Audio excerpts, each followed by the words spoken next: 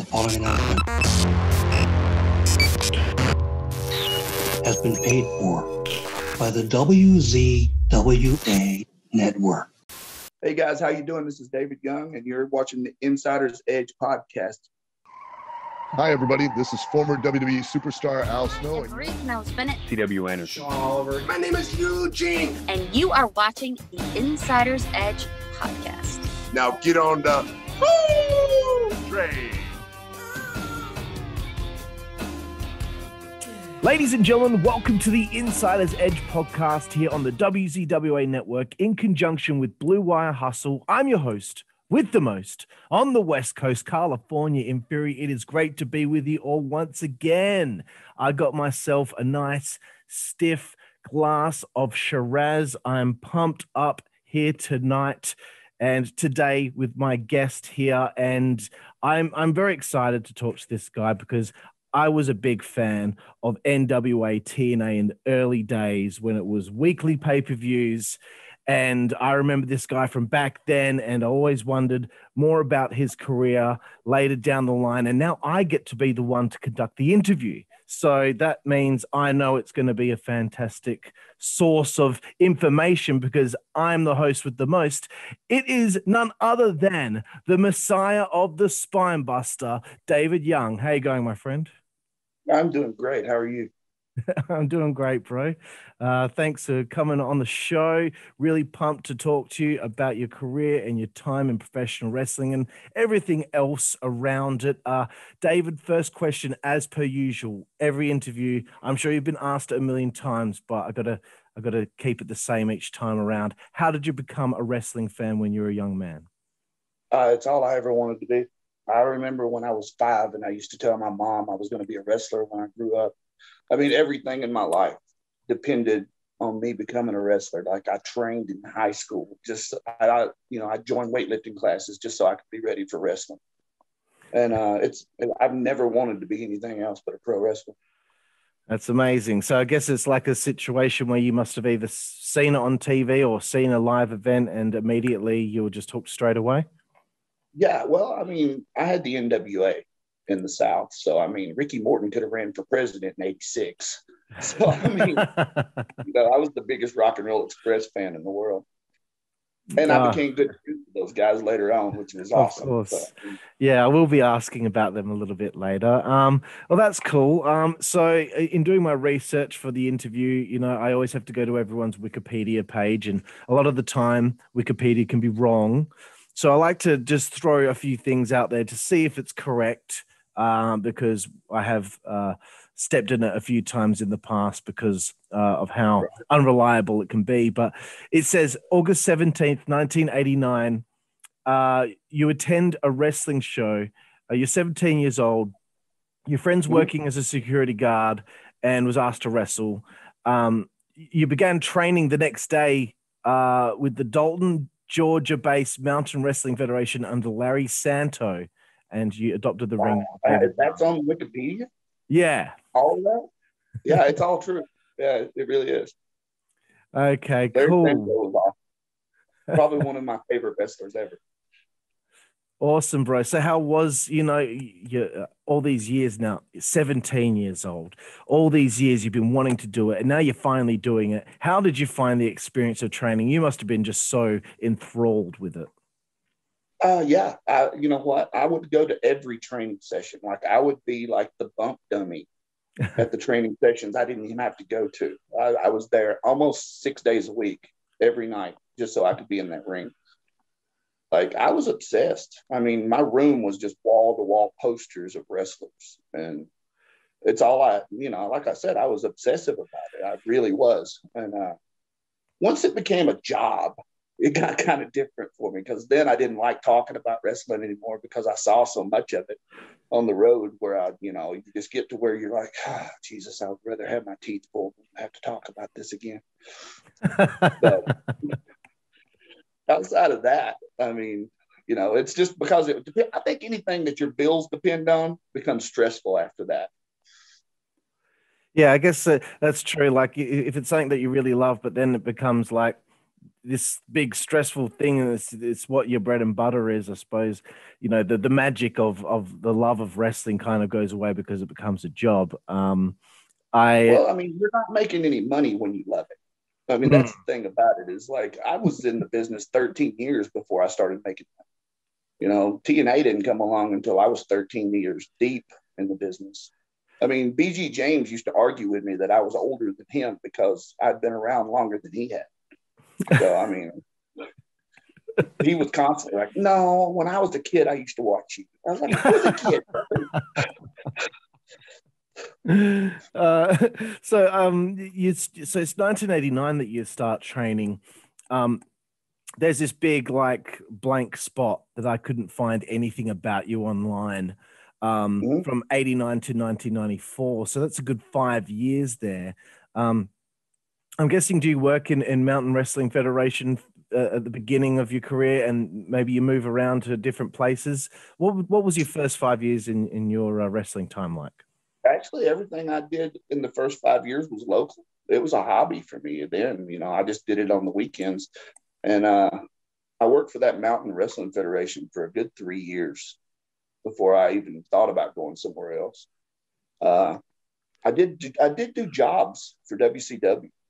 I was going to bring that up next because it was 1994, November 28th. Yourself and Bobby Hayes, you take on the Nasty Boys in WCW Saturday Night. I just watched this match about 15 minutes ago. I remember that match very well. And you know, look, the Nasty Boys come to the ring. They've got those mullets, but I noticed that there were a couple more in the ring as well. So it was a brutal beatdown from the Nasty Boys, but a great match. You know, you guys really put them over quite well. How was the experience? We talked to the Nasty Boys in the back for a few minutes, and they said, "Okay, who wants to take the armpit?" He said, "Usually whoever takes the armpit, the other guy takes the finish." I don't know. I'll take the finish. And Bobby Hayes was like, "Oh, yeah, I'll do the armpit. That's not a big deal at all." So that match was probably 9 minutes of beating poor Bobby to death. And then I just came in and took like 3 moves and took the finish. Bobby dislocated his shoulder in the opening spot, and he was hurt the entire match and still had to take that beating. I felt so bad for him.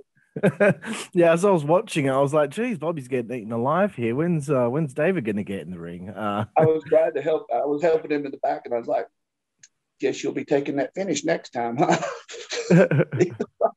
I'm able to talk about it.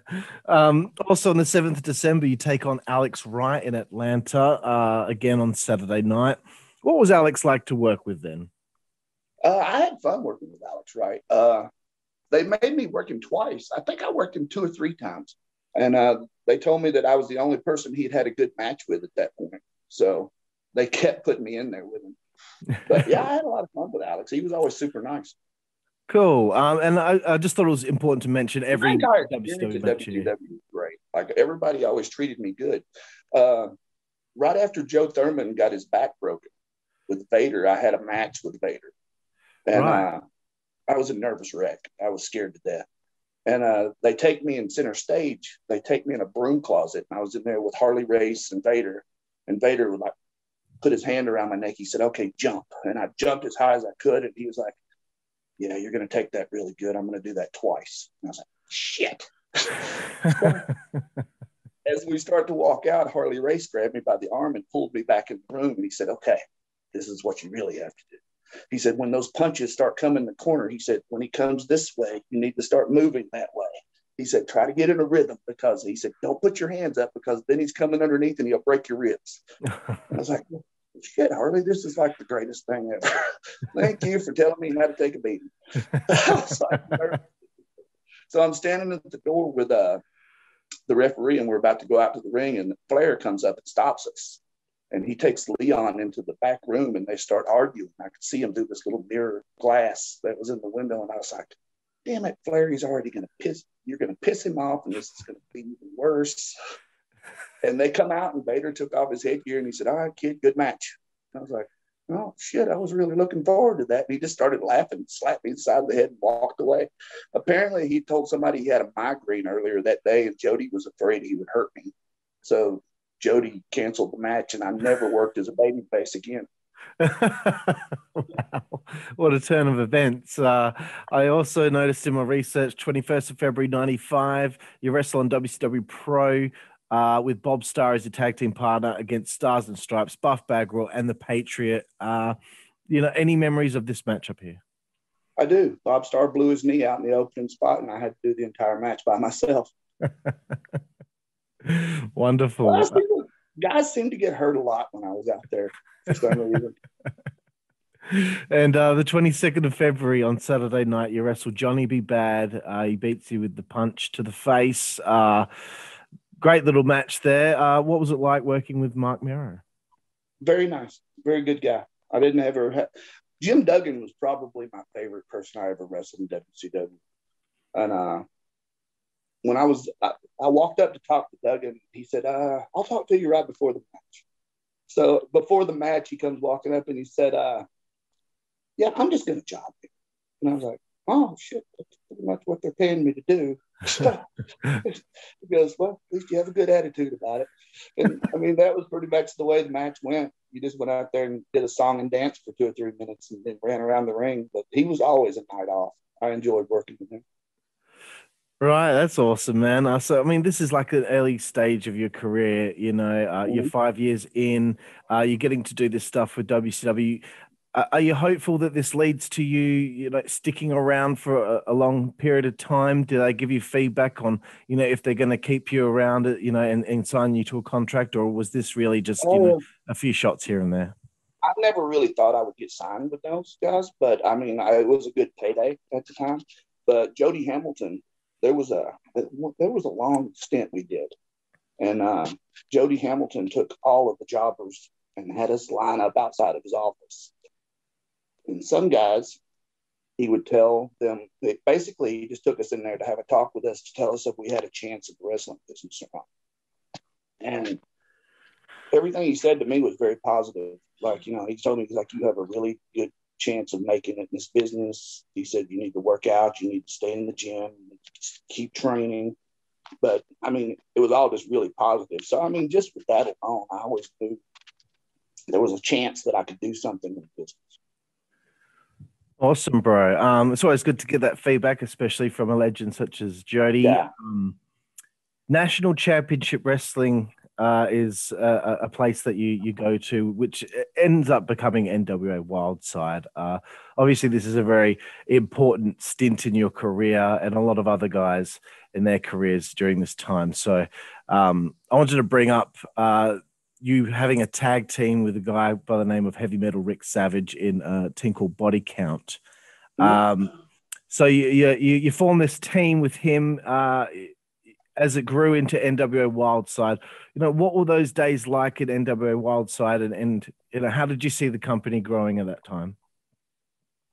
It was NCW back then too, and it was actually in North Carolina, and we were in a college bar. And the crowd was like an ECW type crowd. Like, they were so close to literally people's elbows were on the side of the ring. So, I mean, the fans were so close, you couldn't talk in the ring. You literally had to just get in there and do things. And man, there was a lot of talented guys on that show. I said, me, Matt Hardy, Shannon Moore, Bull Buchanan was there. I mean, it was an all-star cast pretty much. And it was all of us before we ever actually made money in the business. Jeff Hardy was always a big standout. Him and Shannon Moore had some amazing matches back in those days when he was doing the Will-O-the-Wisp character. And there was actually a match before NCW with Air Paris. And I forgot the name. I did North Georgia Wrestling, or North Georgia Championship Wrestling. Yep. And I did TV for Sammy Kent in Rome, Georgia, way before I ever got to go to Wildside. And me and Bobby Hayes were a tag team there. And then I had to have knee surgery. So I was out for a good 7 to 8 months. And I came back. And that's when the Air Paris matches started. And I had a match with Paris. Like, have you ever thought about one of those matches where there was moves, but everything meant something? And like, it was the first time I ever really got it, where I knew how to manipulate the crowd and psychologically make them think and feel instead of making them watch moves. And guys don't really do that anymore. I mean, it's so much better to make a crowd feel something than it is to let them see a big move, because they're never going to remember a big move. And they're always going to remember how they felt when they saw something. Absolutely. That's why I haven't really watched WWE in a long time, but even more so, I can't watch the shows without a crowd with just these TV screens around the arena, because that's not how wrestling works. Wrestling's based off, working with the crowd and feeding off them, and and that's just from my conclusions. But it just doesn't work when there's no crowd, as far as I'm concerned. Yeah, me and Aaron Paris, we would literally go to an arena and we would work out for hours. During the day, we would get in the ring and just run. It was nonstop. And we got to the point to where we didn't call spots anymore. We just called numbers. Like, we had our spots numbered, and I would be like 2, and he would automatically know exactly what to do. I mean, I'd be in midair and scream 3, and he'd know the feet straight up to go into spot number 3. And the match we had in White, Georgia, it was a tables, ladders, and chairs match. And he almost died twice in that match. He tried to do a moonsault to the floor, and he slipped off the top rope. And he was upside down, and I ran and speared him in midair and spun around and made him land on top of me. And that was in the middle of the match to save him. And then we did a spot where I had him. We climbed on top of a concession stand, and we were probably 15, 20 feet in the air. And I put him on the table, and I climb up there to jump off on him. And he gets off the table and follows me up. So when I look over the edge, I turn around and he starts punching me, and I start doing the hand waves like I'm going to go over the edge. And I rake his eyes and I press him over my head. And I turn around like I'm going to throw him off the top of the concession stand. And he slides behind me and starts punching me again. And I almost fall off the edge again. And then I press him up again, and I do throw him off the concession stand. And he goes through the table on the floor. And he never moved. Like, he literally just laid there like he was dead. And the promoter come out. He said, "This match is over. You guys are going to kill each other. There's no way I'm going to let this keep going." And I walk out and I beat up the promoter. I grab Paris and drag him to the ring. He's lifeless. And when I throw him in and they do that 1, 2, and he kicks out, the entire building, I've never had a reaction like that. And I still put him over in the match. Like, I think he dove off the top of a basketball goal. That's right. You told me about that. Yeah. He still has the table, and it's signed by both of us. He still has a big piece of the table at his house. Oh, that's fantastic, bro. Yeah, no, he did mention that match. I think when I do 5 Second Frenzy, I asked what your favorite match is. Sorry? Well, that was the match that made Bill Behrens actually look at us and want to bring us to what turned into Wildside. Right. Awesome. Yeah. Paris did mention in his interview with me that I think that was like his favorite match of his career, specifically. So I had heard a little bit about it. Once you said basketball hoop, I'm like, yep, I know what you're talking about there. So you become, I guess, a tag team specialist during this time period. That's just because I was lazy and I just wanted to do half. So you did have this, this team called Body Count, but then you team with a guy by the name of Shane Austin as the Sex Pistols.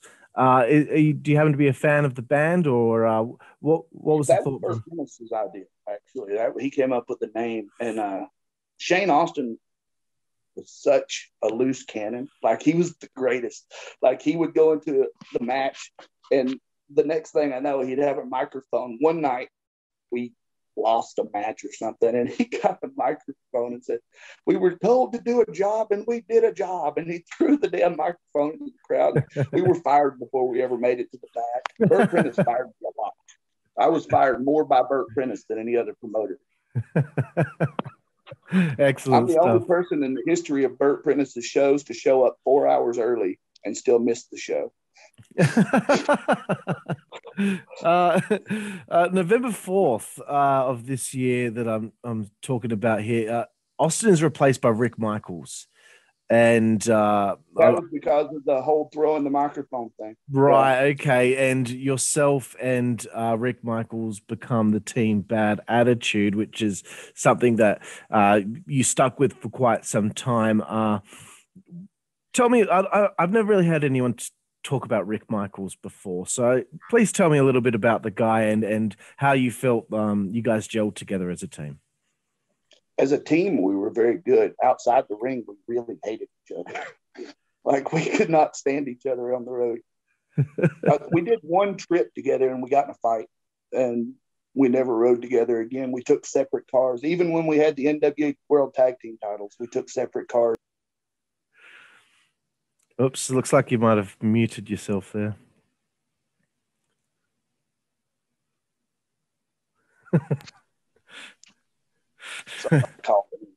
Oh, no worries, bro. Yeah, why is that? What was there a personality clash? It was personality. I mean, we get along great now. I mean, we really do. But there was years of tension there before we would show up, we would just go out and do the job, and we just part ways. That's crazy. Why did you guys stick together for so long if there was such a butting of heads? Yeah, Bill Behrens loved the team, and plus he put the World Tag Team titles on us. So I mean, we were only supposed to have the World Tag Team belts like maybe 3 months, and we wound up holding them for almost a year. And we actually won them 2 times during that. We lost them and won them back twice. So I mean, I actually didn't have a lot of doors open up for me until the NWA World Tag Team titles came along. And then once I started going from NWA promotion to NWA promotion, that's when the promoters actually got to know me and knew I could work. And, you know, my bookings went through the roof with the NWA World Tag Team titles. Right, that's cool. I will bring that up in a minute, but there was one thing that I did want to bring up because I thought it was important. The NWA Wildside Tag Team titles. You guys win the belts, and February 19th, you're defeated by the Rock and Roll Express for the championships. That must have been, for you, having been such a big fan, to have the opportunity to work with them. Please tell me a little bit about your experience working with those guys.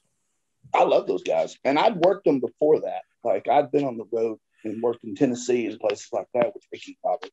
And Rick had known Ricky and Robert for years.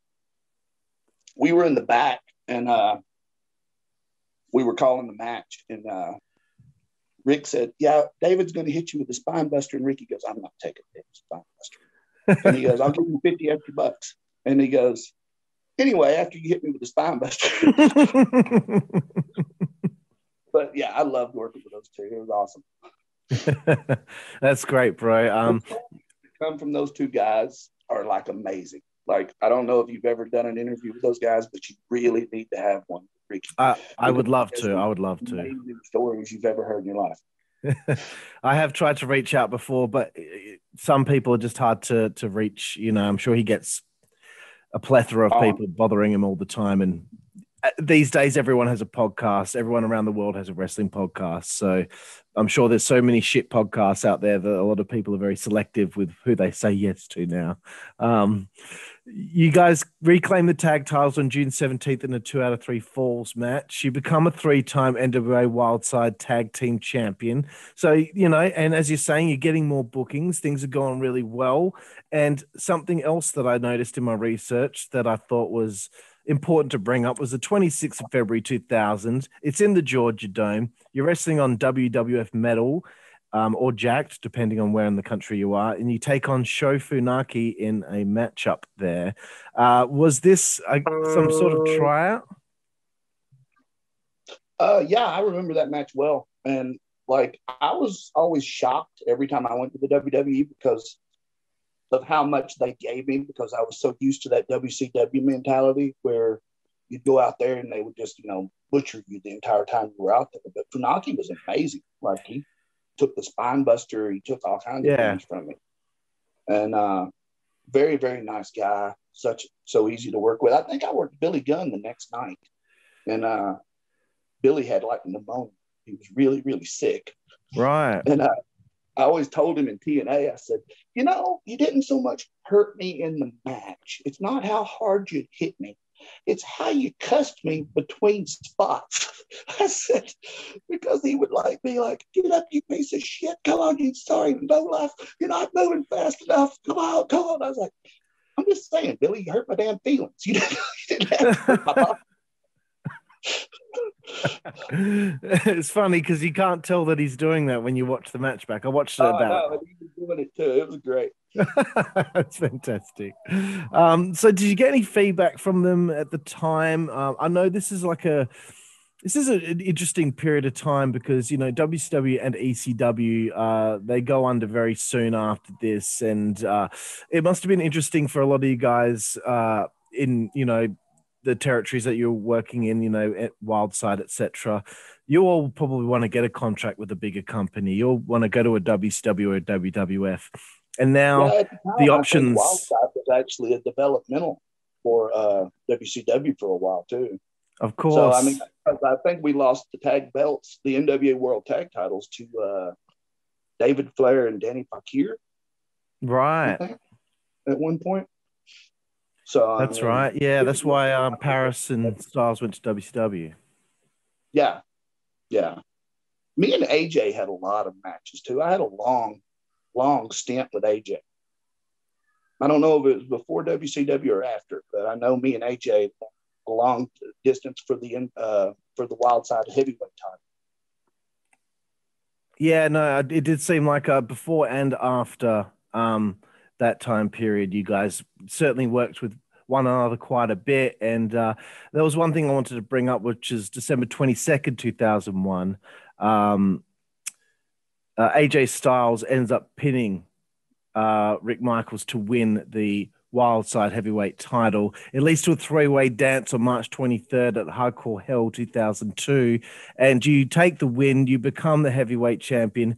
You know, you've been working in this company for quite some time at this point. It must have meant a lot to you at that point to, you know, be given this opportunity to, you know, be the man of the company. Yeah, well, that was another one of those matches that stands out to me. And especially, I still watch the music video every now and then on YouTube. But, like, that match was crazy just for the fact that when we walked to the back, all of the guys stood up and gave us a standing ovation. And when they did, all three of us started crying. Like, it was that emotional of a match for all three of us. And even during the match, like when AJ slid in the ring and gave me the belt, he grabbed me and hugged me. He said, listen to those guys. He said, listen to them. They're screaming for you. And I don't know. That match just meant a lot to me. Like, it was just probably one of the best matches in my career. Both of the best matches in my career have been with AJ, and we had one in Ring of Honor with me, and both of them were three-way matches, as a matter of fact. The one in Ring of Honor was me, AJ, and Adam Jacobs. And then the one with him and Rick. I mean, you know, AJ is amazing. I mean, Alan is every bit as good a person outside that ring as he is a performer inside that ring. And he's very giving. You know, he's not afraid to go out there and make a star out of somebody. And I was lucky that he could make a broom look like it knows what it's doing. But a lot of that stuff is just me staying loose and going with whatever he did. Yeah, and I don't know if he's ever had a bad match. Eventually, you become a two-time champion there. You hold the belt until the 22nd of September 2002, where you lose the belt to Iceberg. I had heard Iceberg's name for a long time. I don't know anything about him. So here's the opportunity for someone to tell the world a little bit about a guy by the name of Iceberg. Maybe one of the greatest big men that I've ever stepped in the ring with. I love him. Like, oh, I'm sorry. That's all right, bro. Here we go. Sorry. That's all right, dude. Iceberg was one of those guys that was surprising on how agile he was. Like, I spinebustered him, and he was almost 500 pounds. And I was the first person to ever pin Iceberg. And I think it was in the cage match they had for Hardcore Hell, where I spine-busted him off the top rope inside the cage. Right. And but Berg, I think we took years off of each other's lives. We beat each other mercy. You know, there was no mercy every time we got in the ring with each other. And I would lose gallons of blood every time I got in there because Jeff G. Bailey was like satanic, and he really got off on everybody bleeding. And me and Berg, like, I've literally had matches where every time my heart beat, blood would squirt out of my forehead. Oh my God. Crazy stuff, bro. I wanted to ask you at this point, what does your time in NWA Wildside mean to you? Everything. I don't think Bill Behrens, without Bill, I would have never done anything in pro wrestling. I would have never gone anywhere. There's actually some really good stories because Bill was instrumental in not so much giving me things, but putting me in situations where I could grab the ball and take off running. I was working in Tampa, Florida a lot for Ron Neiman, and Bill was setting that up. We were doing an interpromotional thing with those guys, and me and AJ would drive down there. And we were asked to do, we did like Tampa on a Friday night, and then we had to be in Nashville on Saturday night. So we literally did the match in Tampa, or did our matches, got in the car, and drove straight to Nashville. And on the way, right before we get there, AJ said, listen, man, there's this thing going on. It was the Tojo Yamamoto Memorial Show. And he said, Jerry Jarrett's coming to this place, and he wants to take a look at me for a show called TNA. It's going to be a really big deal. And that's the first I'd ever heard of it. I had no idea about TNA. I didn't know anything about it. And we get there, and me and AJ are talking back because we wrestled each other on the match. And we had done a match at Wildside where we had went like 25 minutes to a time limit draw. And then we did ask for 5 more minutes. And then we did like 5 minutes nonstop of just high spots, just every ungodly, crazy high spot you could possibly throw in 5 minutes. We did it and went to another time limit draw. And so we were going to do the same match there. So we're in the back and we're talking. And Jerry Jarrett comes in with Bert Prentice. And I'd never met Jerry Jarrett. I'd never spoken to him. I'd never talked to him at all. Well, they step in between us with their backs to me, and they're talking to AJ. And Bert turns around and he says, David, would you do me a favor? And I said, what's that? He said, could you go get Chris Harris? I was like, oh, yeah, okay. So I go get Chris Harris. And he introduces Chris Harris to him. I never got to say hello. I never shook Jerry Jarrett's hand. There was no introducing me to Jerry Jarrett. So we go out and we do the match, and we did the 25 minutes, and we went to a time limit draw. And then we did the 5 minutes of high spots. And as soon as I stepped through the curtain, Jerry Jarrett grabbed me by the arm. He took me outside and offered me a deal with TNA. I was the second contract. Me and AJ were the first 2 contracts ever signed with TNA. Really? That's amazing. Yeah. Wow. That's so funny how they pretty much ignored you. And then the Till next this thing. day, Jerry Jarrett tells me that was the best match he's ever saw in his life. Was me Wow. and AJ at the show. Really cool stuff, man. I love that. I love those little nuggets of information there. So okay, it's the 19th of June 2002. You face Grand Apollo in a dark match at their second weekly pay-per-view. I was going to ask how this opportunity came about, but now I know. What did you think of the Asylum, and how did that match go? When I wrestled Apollo, we weren't in the Asylum. We were in Huntsville, Alabama. Oh, right. Okay. And I had wrestled in the Asylum a million times. Those were the shows that I did in Nashville for Bert Prentice, who was always at the Nashville Fairgrounds. And the Asylum is just a tin building that was actually right there in the middle of it. It kind of reminded you of the old Sportatorium in a way. Right. I think they just recently tore it down because they're putting a soccer arena there. Okay, that's a shame. Something to that effect. But yeah, I had wrestled in that building 100 million times. Every time I went to Nashville and worked for Bert Prentice, the big shows were always going to be at the fairgrounds. So, I mean, I was familiar with the building. TNA was hard for me. especially in the beginning, because I didn't know how to do TV.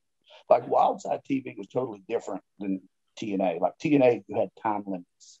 Like you had to, if they told you that 2 minutes, that's ring entrance and everything.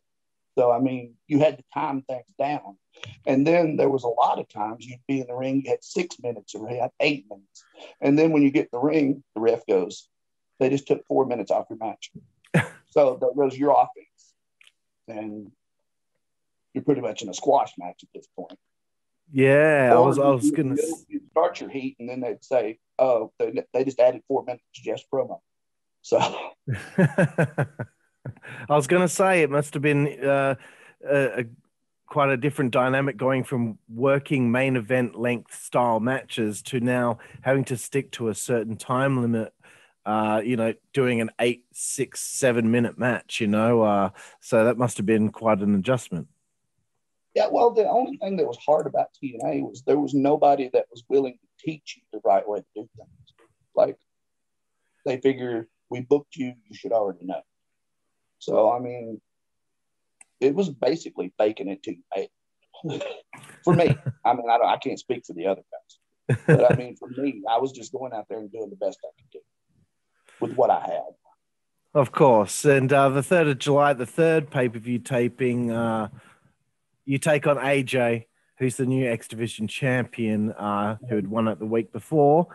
So this is a pretty big opportunity here. It's not a dark match like the previous week. This is your first showing on pay-per-view for TNA. How did you feel that went? And, you must be comfortable with AJ. Honestly, I think I blew up. I think I was so nervous that I blew up in that match, and I was just horrible. Like, I don't remember being that impressive in that match. I've seen 2 AJ matches. One of them was really good, and then one of them was really bad. And seriously, one of them was just because I blew up, and I think it was just nerves. Right. Okay. But also, with this X Division, what were you told about it? It wasn't about weight limits. It was about no limits. How did you feel about that? I wasn't considered for the X Division until later on, really. I mean, like, once I got out there and they saw that I could do flippy things, and I was a good catcher. I mean, if guys did something, off the top rope, I was always one of the guys that they wanted to catch them because they knew I would hurt myself before I'd let somebody else get hurt. Absolutely. 14th of August that year, and I'm not going to go through every match, but I just thought the first few were important to mention. It's another dark match. You team with Brian Lee against America's Most Wanted, who obviously become quite the name in tag team wrestling throughout 2002 and 2003. What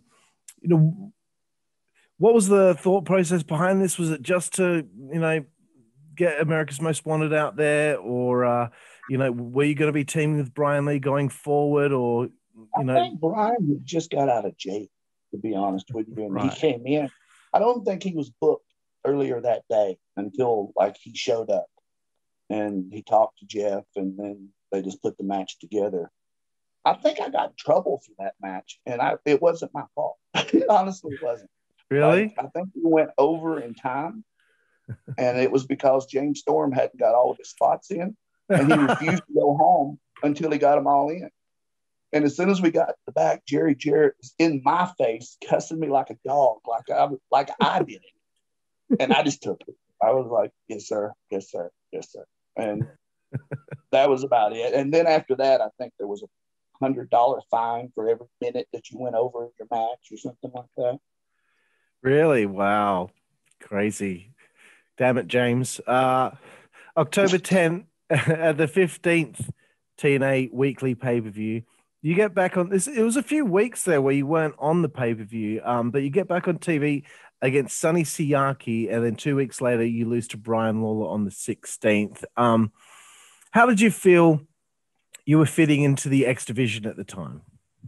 I'll be honest with you. The reason I wasn't on TV for a few weeks is because I showed up and somebody handed me a kayfabe sheet. You remember those old kayfabe sheets you get that tell you about behind the scenes things?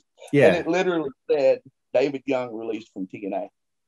And that's how I found out that I'd been released that day. So I was off TV for like 4 or 5 weeks. And then they brought me back, and I don't remember exactly why they brought me back, but they did. I think it was because the contract I had signed still had like 6 dates left on it or something like that. But I really loved working Sonny Siaki. He was another one of those guys that always made me feel like he brought out the best in me every time I got in the ring with him. Yeah, I was always a massive fan of his. Yeah, what was that, sorry? I think I could much more with him.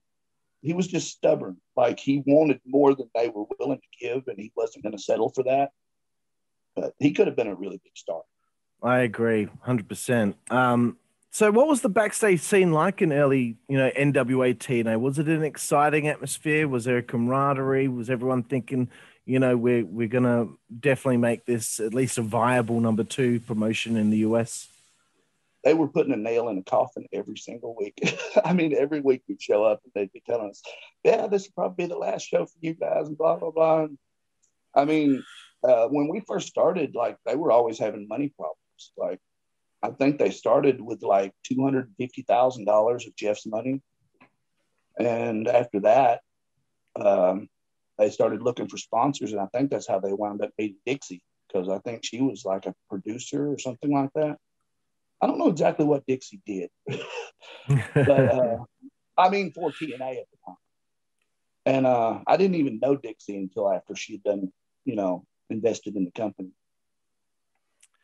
Fair enough. Along the way, as you sift through 2003, you work a bit with the likes of Johnny Swinger, Mexico's Most Wanted, Sonny Siaki, more so, The Amazing Red, a few others. But what I wanted to get to was on the 64th TNA Weekly pay-per-view, you join with Simon Diamond and Glenn Gilberti to help them retain the tag team titles. And you're getting the chance now to finally be a part of an angle in TNA with the group, the New York Connection. So you must have been excited. Okay, now something's finally happening. You end up working a match with the Sandman, of all people. What was it like working with Sandman? And tell me a little bit about, your excitement at the time to be doing an angle now in TNA. Actually, both of those things happened by accident. It was another one of those situations. Jeff never liked it. Jeff was never a fan of my work. Really? Jerry Jarrett thought I was great, but for that reason, I think Jeff didn't like it. Just because Jerry did like it. So, I mean, it was just damned if you do, damned if you don't.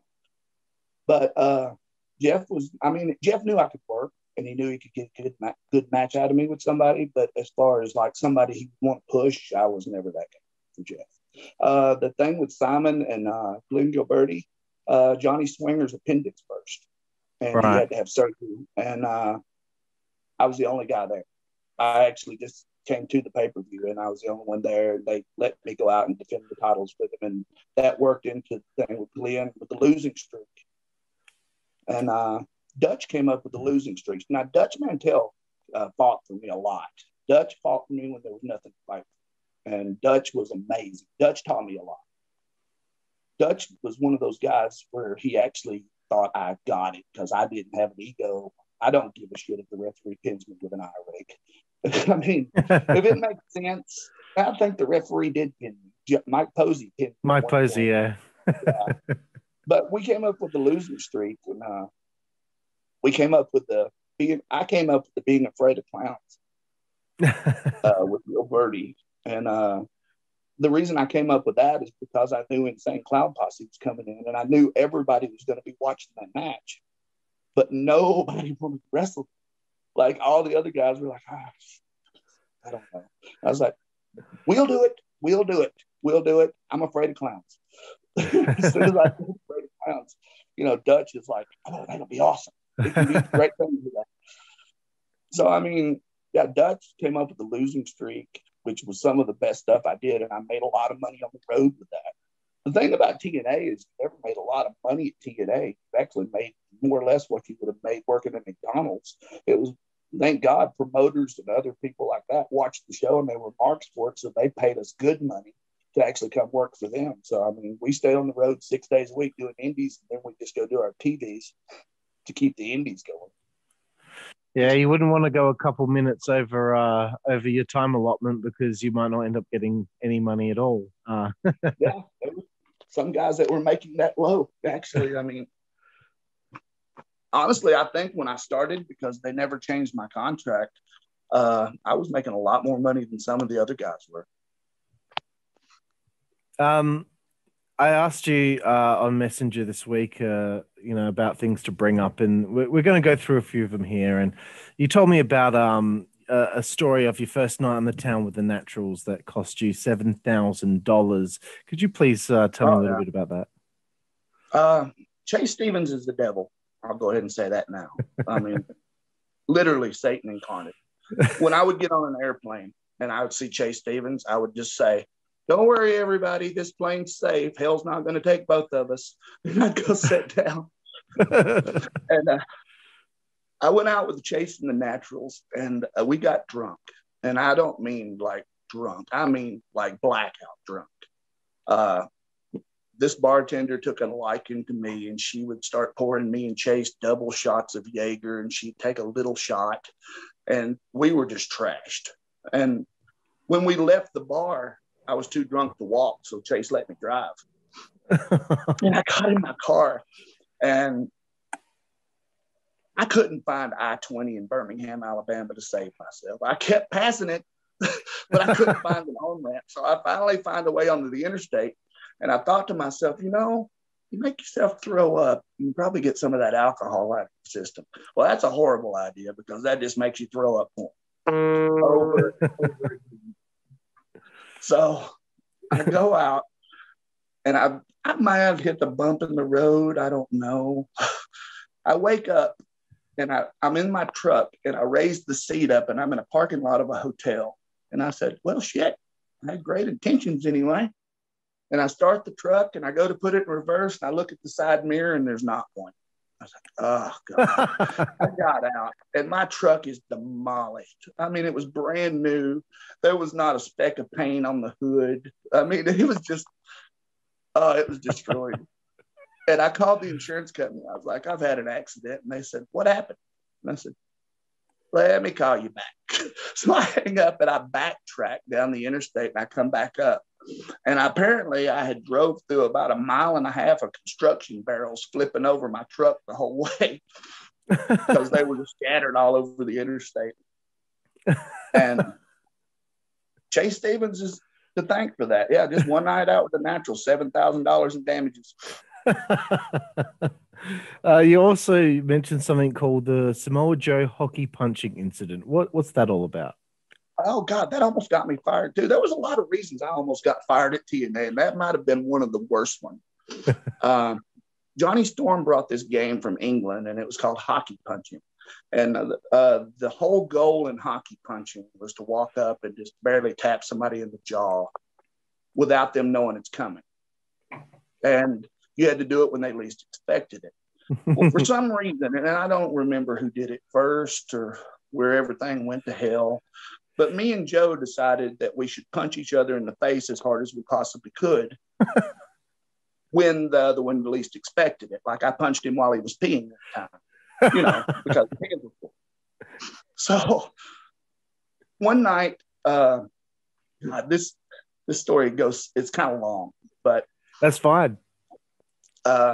One night I was coming back from the ale house, which was across the street from the hotel. And I had like 4 or 5 people. They were coming back to my room, and we were going to have drinks there. And I get a text from Christopher Daniels, and it said, Joe is asleep. I text him back. I was like, leave your door open. So I bring all of these people with me for witnesses.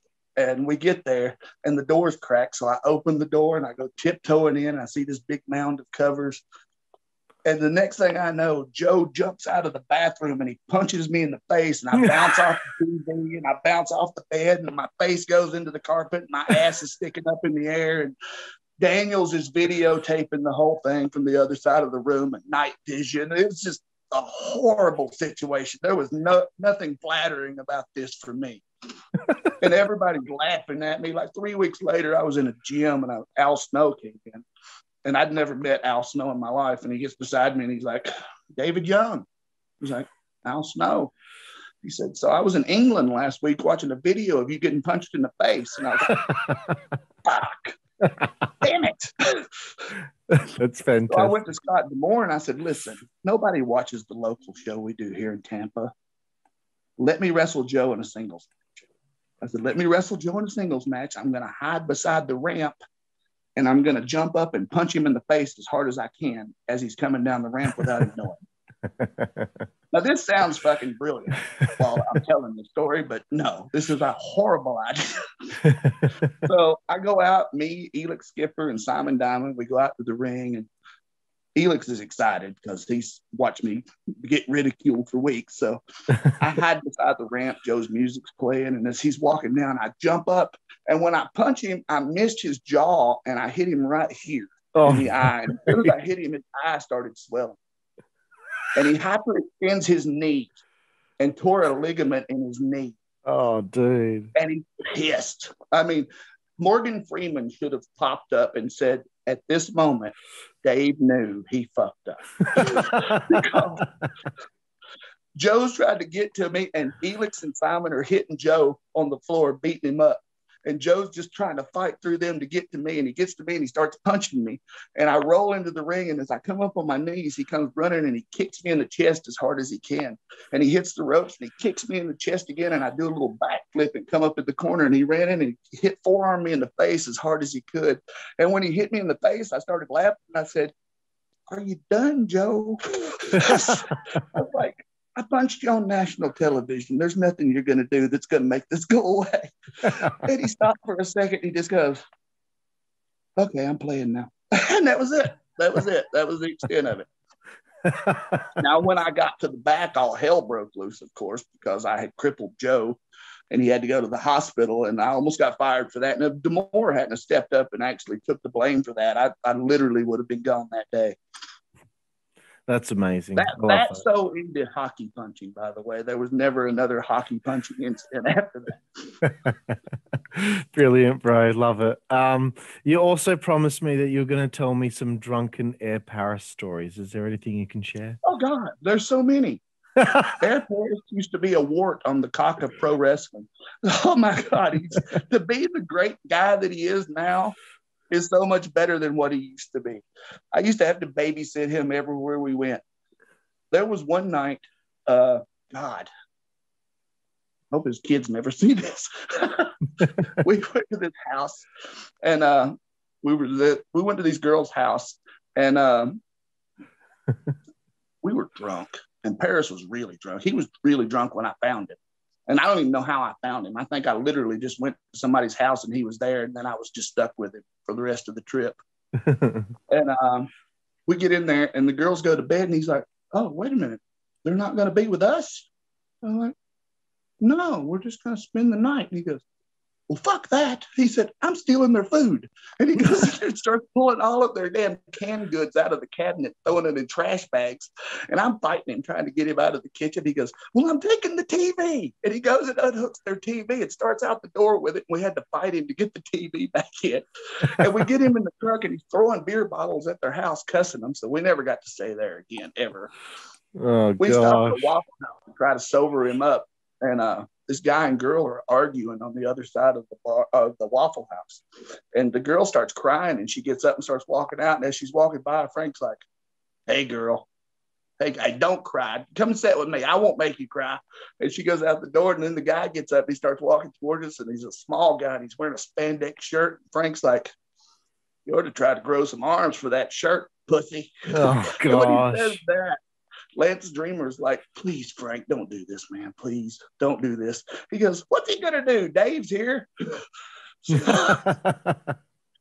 There were so many times Frank would walk all the way across the bar to say, "Did you hear what that guy over there said about us?" I said, "Us? Why? How's it us?" He used to start fights and disappear all the time. He was the worst for it. One night we were at this place called Corpsewood up in North Georgia mountains. And we were just in the back of my truck drinking beer one night, 3:00 in the morning for no reason, in the middle of the mountains. And I was talking to somebody on my phone, and just out of the blue, Frank goes, "See you, bitch." And he backflipped out of the back of my truck and landed face and stomach first in the gravel. I'm laughing so hard. And he's laying on the ground, and all I could hear him say was, "Oh, God, my liver, I get up and I have to help him up, put him in the truck, and take him home because he's hurt so bad. So 2 or 3 weeks go by, and we're there with another friend. And I'm telling him the ignorance that he did when he did the backflip out of the truck. And while I'm telling the story, he goes, "See you, bitch." And he did exactly the same thing again and landed exactly the same way. And this time he's laying on the ground and he's going, "I'm hurt. I'm really hurt this time." It was the best thing I've ever watched in my entire life. Oh, bro, he my used face to be hurts. nonstop entertainment. My face hurts from smiling. That's fantastic, bro. Thank you for sharing all that. Okay, so you had alluded to being afraid of clowns. There was a 6-man tag match. I had the chance to interview one Too Tough Tony, who teamed with ICP on this very night. And I'm not sure if you're aware. Maybe you are aware, but Tony hits a move on Kid Cash in this match. And the move is he's got Cash's legs across his shoulders like he's going to do an Alabama slam. But then he tucks Cash's head between his legs and kind of sits down. And when he did that, he shat himself. I'm not sure if you're aware that happened, but... No, I had no clue. Well, after the match, apparently Kid Cash said to him, "Man, you smell like shit." I've never heard the story. Oh, really? It was the highlight of the interview. Like the first time I ever met him, he came running down the ramp, and when I turned around, he hits me in the face harder than anybody's ever hit me in my entire life. And as soon as he hit me, I was like, "Oh, well, fuck this." And I started hitting him the same way, and apparently he enjoys shit like that because that's all we ever did from that day forward is just punch each other as hard as we possibly could. Anyway, I thought I'd tell you that little story that he told me. I've never heard that. He's a great guy, though. I really liked working with him. It was just like a real fight every time I went out there. It was like we really did hit each other, and it really did hurt. Absolutely. And honestly, great guy. And everyone out there, my interview with Too Tough Tony, you can find it on our YouTube. Okay. So also I wanted to ask, how did you feel working with the clowns? Violent J, Shaggy 2 Dope. I don't think they're as bad as people say that they are. No, they love really wrestling. Good, actually. Like I didn't have a bad match with them ever. Like every match I had with them, I enjoyed. Yeah. I wish we could have done more. Like I think that we could have done so much more with that entire gimmick. And I don't know what TNA did to make them mad because they were practical. I think they even worked for free. I mean, and we were getting all, for some reason, Dixie didn't like the Juggalos. She didn't like them coming in and taking over the building. And right. And that I think was an issue. And then I think that they had planned a party or something and they didn't book them on the show that night for some reason. And after that, they just never came back. Right. Well, I don't know any details. I'm just going by hearsay and, what everybody told me. Yeah, I just think it's important for me to say to everyone out there watching this that I don't think the Insane Clown Posse are that bad. I think they're pretty awesome, actually. And I think they just get a bad, rap just Their because... promos were excellent, too. They did some of the best promos. Yeah, they were awesome, man. And I think just everyone needs to stop being so precious about things. It's okay that they're also hip-hop artists and that they also wrestle. They love wrestling probably more than anybody.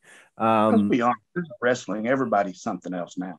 Nobody's actually a wrestler anymore. Everybody's like something, Yeah, a gimmick that is nowhere near wrestler. So you spoke about it before, the losing streak storyline. You got to love when you're booked into a losing streak storyline because you're going to be on TV every week. And eventually the people are going to be getting behind you. They're going to want to see that win take place at some point. And I want to ask you about Jeff Hammond, who's a NASCAR legend from, look, I'm from Australia. I don't know much about NASCAR, but this is just... I know nothing about NASCAR.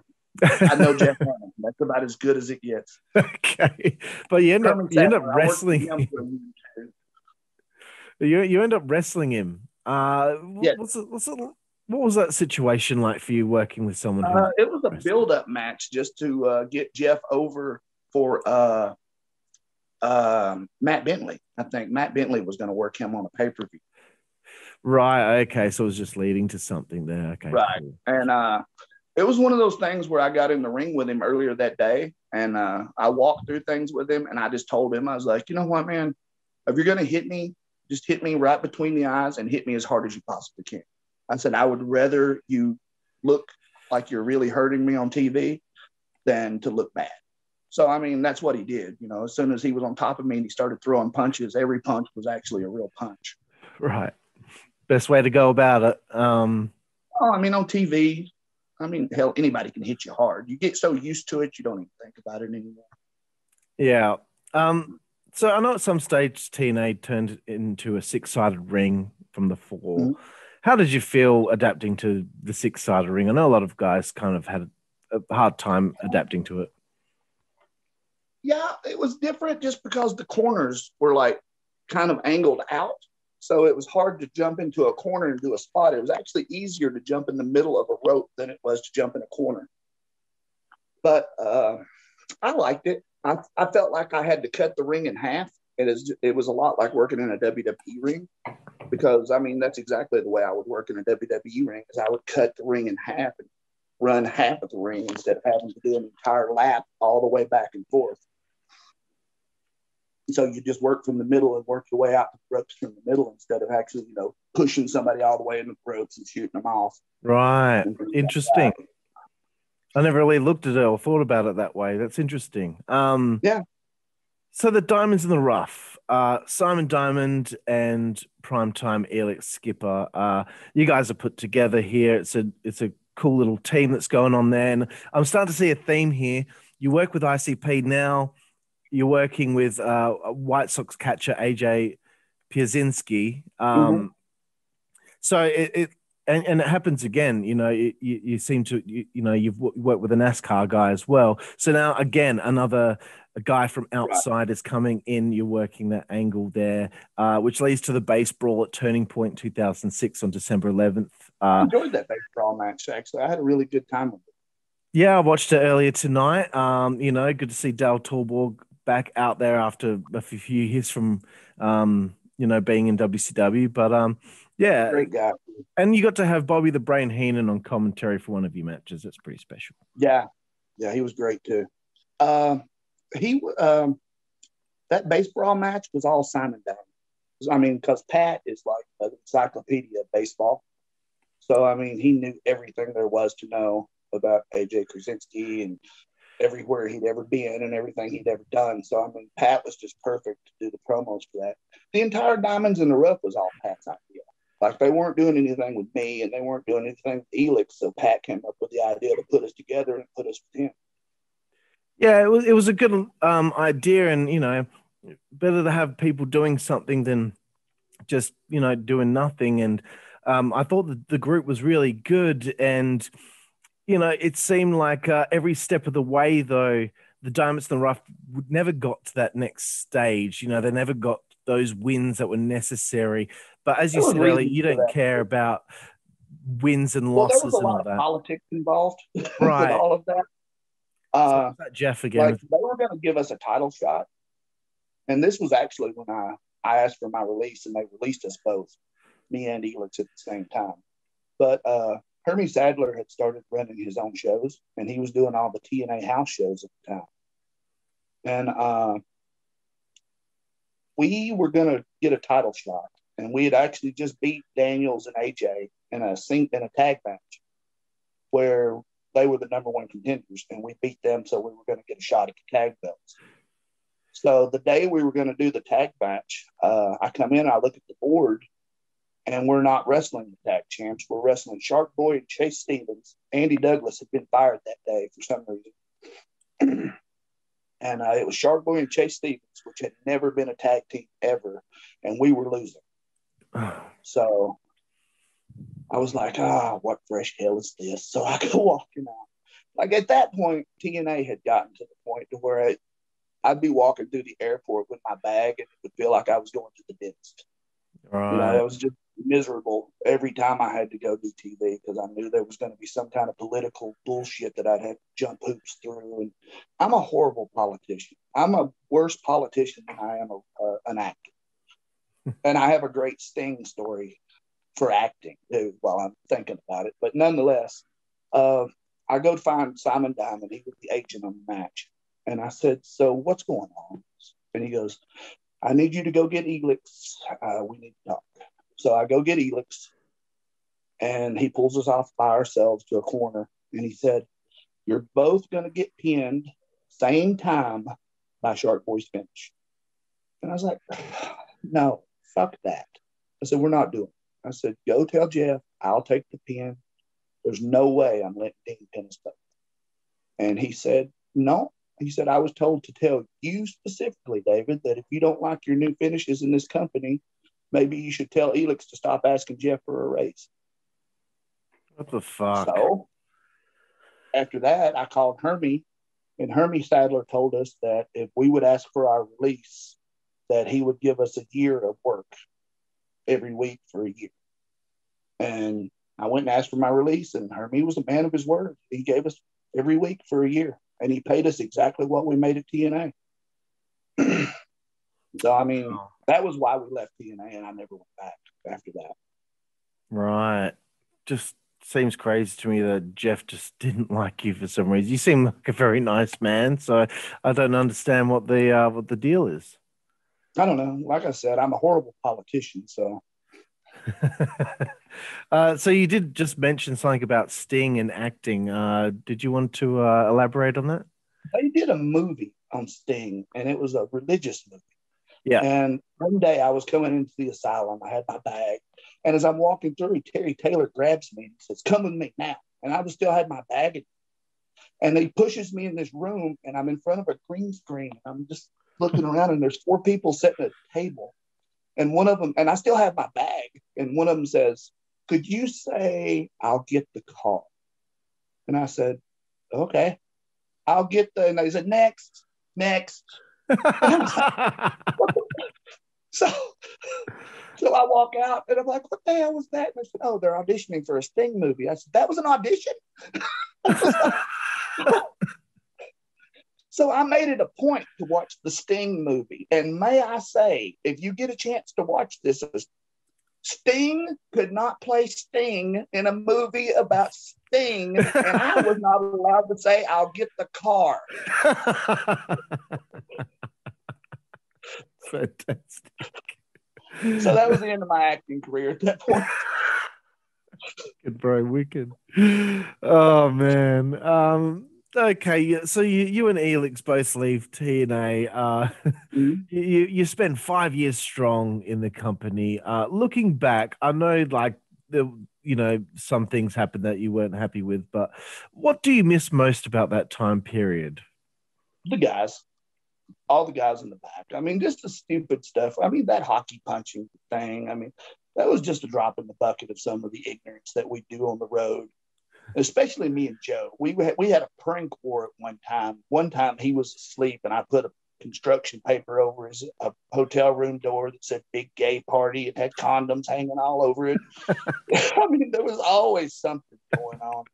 One time he hid my bag and left a pasty note, and I went all the way through 12 floors of the hotel, and each pasty note led to another pasty note. And my bag was just hanging by a rope outside the window and shit like that. I mean, there was always something like that going on. That's cool, man. From 2004 to 2008, you worked with a company that's initially known as Georgia Championship Wrestling and eventually is known as Great Championship Wrestling. That's another 4-year stint.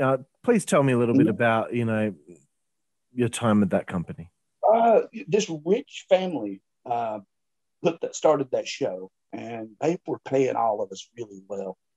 And Columbus, Georgia, I don't know if you know a lot about it, but it's a different world. It's literally a world outside of the Southeast. Like Columbus is just kind of off by itself, and it's just a little town, a big, there's a military base there. So, I mean, there's just people starve for entertainment. So, I mean, it's always been a really good drawing town. the most fun I've ever had in wrestling was there. Like, they did really cool stuff with us. They made me like the leader of a group called Bad Company. I don't know if you've ever heard of a wrestler called Jerry Oates. I've heard the name. Yeah, they were really big back in the Georgia Championship Wrestling days, back in the earlier days in the 80s. And Jerry was the booker, and Jerry just made me a star. Like, you know, as soon as I went in there, I was just top heel. And me and Eric Watts had maybe one of the best angles I've ever done in my entire life. And I don't know if a lot of people know this, but Eric Watts is amazing. Like, he has the greatest mind for business of anybody I've ever met. Like, he would let me just beat him senseless every single week. And like, the two biggest drawing shows that they ever had was we did a War Games where it was Team Dusty against Team Blanchard. And that drew huge. But me against Eric in the cage actually outdrew that when I lost the belt to Eric. And we went like a good 5 months of me just beating him down every single week. And then it was just amazing. Like, it was everything I wanted a wrestling angle to be. That's awesome, man. I had the opportunity to interview Eric a few months ago now, and the interview's still not out yet, but it's coming soon, ladies and gentlemen. And Eric is just a fantastic person. Really enjoyed talking. One of my favorite people I've ever been in the ring with. Awesome, bro. That's great to hear. Another person whose name I wanted to bring up, we haven't got too many questions left here, David, but Bull Buchanan. I haven't had the chance to really talk to anyone about Bull Buchanan. It seemed like you worked with him quite a lot over the years. I just wanted to know, Yeah, I've known him since he started. Right. Cool. Yeah, we worked in North Georgia Championship Wrestling on TV. My very first TV match there was against him. And they were going to give me a push. And apparently the night before, they put him out there with a guy they wanted to job out, and he didn't. He just gave the guy some spots. So they told him in the back, they were like, listen, you're a big guy. We kind of really want to push you hard. We don't need you giving these job guys spots. So the next night they put him out there with me, and automatically he assumed he was in there with the job guy. We were actually supposed to have a legitimate match, and he beat me like a dog. Oh, God, he beat me. And like, the harder I would fight to try to get something in, the harder he would hit me, try to make me not do it. And it was just, I never let him live this down. I stay on him all the time. I'm like, I wish you'd hit me as hard as you can because your working punches kill me. But no, one of my favorite people. I always tell him he sounds like Andy Griffith on steroids. Excellent, bro. Yeah, he will tell you he's a police officer now, and he will tell you that every bad thing that he's ever done in pro wrestling probably had me involved in it in some way, shape, or form. Awesome. Well, I hope everything's going well with him. I've tried to contact him on Facebook over the years, but he never checks his messages, it seems. So. I could probably call him for you. Oh, well, we'll talk after the interview. That'll be awesome if you can help me with that, because he's just he's a bucket list guy. I really want to talk to that guy. I think he'd be really cool to talk to. Oh, he's great. Actually, I saw him not long ago. His son is wrestling now, and his son is bigger than him. Awesome. Yeah. That's like another reason why I wanted to interview him, because I wanted the opportunity to learn about his son and hopefully promote him as well. Yeah, Ben is amazing. Cool. Yeah, 10th of April 2010. I just want to bring this up because I brought it up when I interviewed one Frank Paris, but he teams with Kevin Nash. And I thought this was a good, like, full circle kind of thing. All these years later, you're teaming with Bobby Hayes in PICW against these two. Do you have any memories of this one? Yeah, I remember that well. Kevin Nash, that's the first time I'd ever wrestled him. And it was so much fun. Kevin Nash comes up to me in the back and he says, listen, Dave, I'm going to sell. He said, I'm going to sell for you a lot. He said, but what I need you to do is I need you to punch me. And when you punch me, I'm going to drop down to one knee. Now, when I drop down to one knee, I need you to hit me again, and then I'll take a bump because I'm not falling 7 feet. So he did not want to take a bump from standing on his feet, but he would take a bump from his knees. But Fair yeah, he enough. was a lot of fun to wrestle. I mean, and he would actually be in the corner and we'd do a spot and he would be like, "Oh my God, I love that." So it was a lot of fun. That's cool, man. So again, keeping the theme with Air Paris, our good friend, 9th of July, 2016, you beat him in a loser leaves wrestling match. Horrible match. I was so out of shape, and so was he, and neither one of us should have been in a wrestling ring at the time.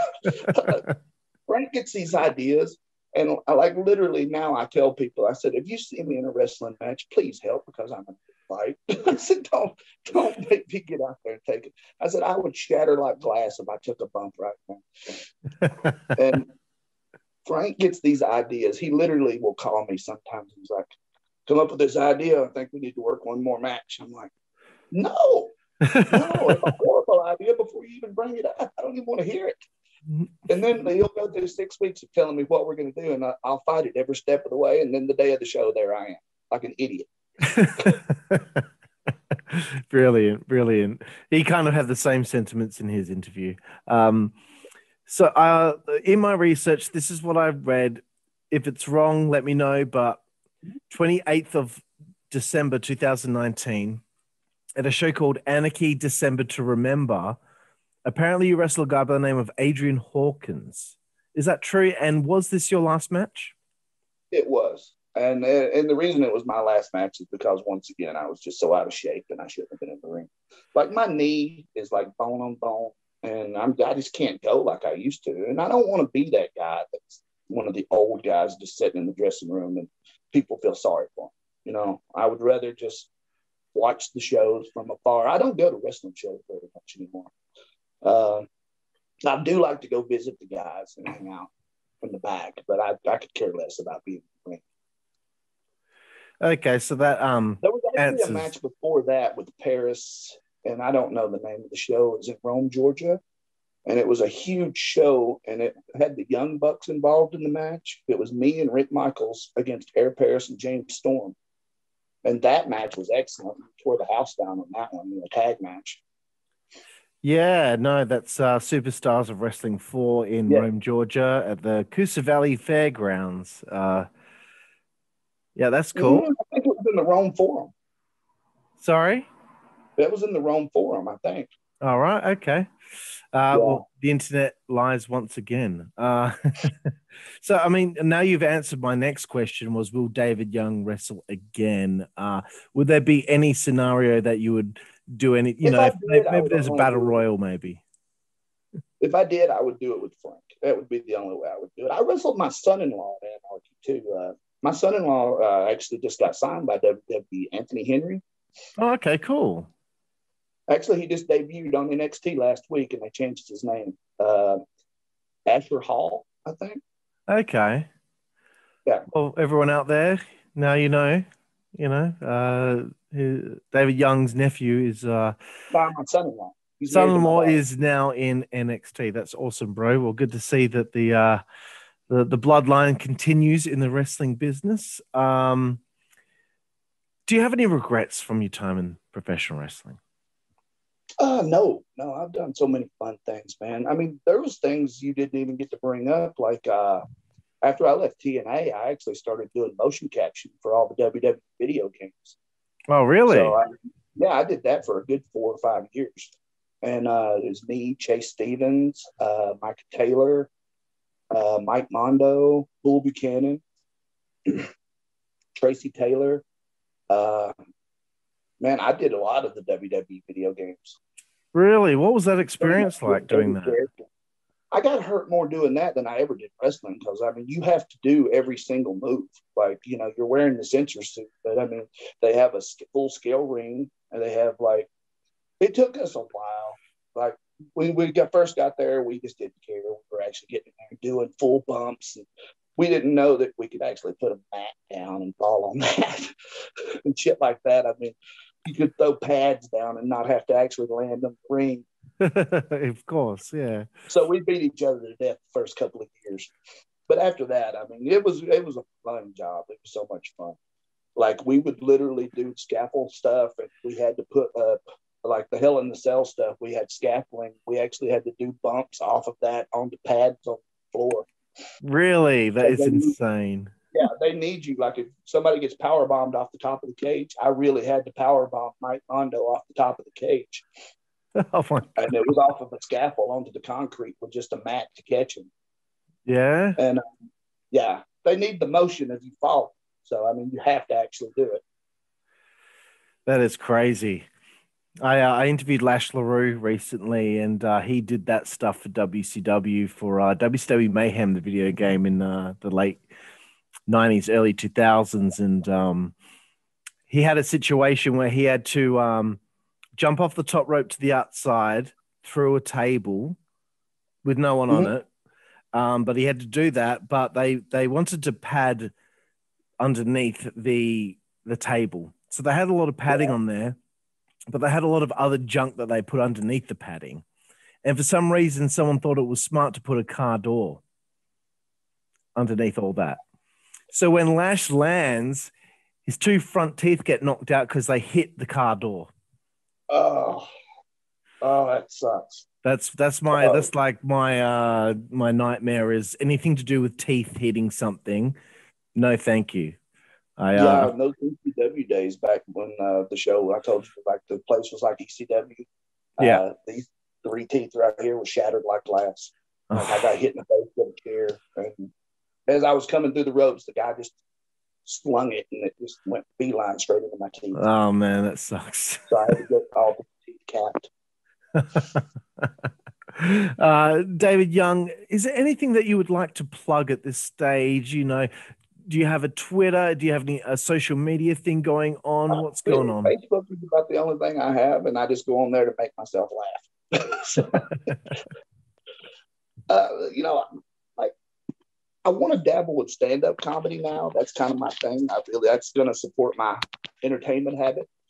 But I mean, stand-up comedy is basically wrestling without taking bumps because it's still psychology. You're still working the crowd. You just have to control the room. I mean, it's the same thing. You still deal with shitty promoters.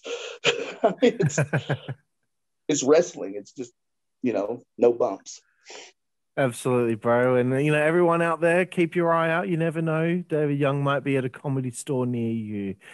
David, at this time, it's time to bring us into the segment known as 5-Second Frenzy. You have 5 seconds to answer each question. Even if you break the 5 seconds, it's okay. Most pro wrestlers take longer than 5 seconds to answer a question. So, you know, I've interviewed nearly 70 people at this point now, so I'm well aware that it's okay. But anyway, David Young, who is your favorite wrestler? Chris Benoit. And I know that sounds bad, but I'm now, I mean, in ring, one of the greatest wrestlers that's ever been. Yeah, it does sound bad, but like honestly, like aside from the that greatest stuff, match I've ever watched in my life was the 3-way with him, Triple H, and Shawn Michaels when he won the title. I mean, I've never seen a better match than that ever. Yeah, I was gripped emotionally with that one, that's for sure. Who's your favorite opponent you've had over the years? AJ Styles. Excellent. Same answer as Air Paris. Favorite match you've ever had in your career? AJ Styles and Adam Jacobs in Ring of Honor. Excellent. What is your favorite book? Of Mice and Men. Nice. Favorite TV show? Lucifer. Very good. Your favorite film? Oh, The Patriot. Nice. Favorite musical artist? Bruno Mars. Cool, man. Didn't expect that one. Yeah. We've had some crazy answers over the last year, so nice one. But I think Bruno is incredibly talented, so I'm not that. Yeah, I think he's in the phone book. He can do it. He can do anything. Favorite food? Pizza. We get pizza a lot. We get steak a lot. Seems to be a popular food with a lot of pro wrestlers. Favorite place to eat on the road? Waffle House. We get that a lot too. Favorite alcoholic beverage, David? Long Island iced tea.